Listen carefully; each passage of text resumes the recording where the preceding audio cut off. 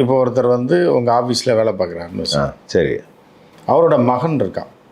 அவன் வந்து தாவே காலம் இருக்கான்னு வச்சுக்கோங்க. அவன் வந்து அவங்க அப்பா சம்பாத்தியத்தில் தான் சாப்பிட்டுக்கிட்டு இருக்கான். ஏன்னா அப்படி இருக்கும்போது விஜய் படம் ரிலீஸ் ஆகுதுன்னு வெடியை கொண்டு வந்து உங்கள் ஆஃபீஸ்க்குள்ளே வச்சு வெடித்தானே எப்படி இருக்கும்? ஐயோ, அவங்க அப்பா வேலையை துரத்தி விட்டுருவீங்களா இல்லையா? ஆமாம், முதல்ல வெளியே போயிரு, இங்கேருந்து என்ன எப்படி மீச்சு வெளியே தெளிவுன்னு சொல்லி. கரெக்டு தான். அப்போ அங்கே வெடிக்கிறது இல்லை.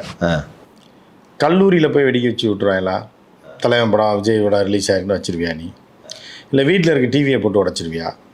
இல்லை வீட்டில் இருக்கிற அடுப்படி ஸ்க்ரீனு நுழையிற ஸ்க்ரீனை போட்டு கிழிச்சு அத்து போட்டு அவன் கூட பிறந்த எல்லாம் பிடிச்சி சேலையெல்லாம் கிழிச்சு விட்டு தலைவன் வந்துட்டான் அப்படின்னு அவங்க அம்மா சேலையை பிடிச்சி கிழிச்சு விட்டு, இதுக்காக சொல்லலை, அப்படி பண்ணிடுவீங்களா?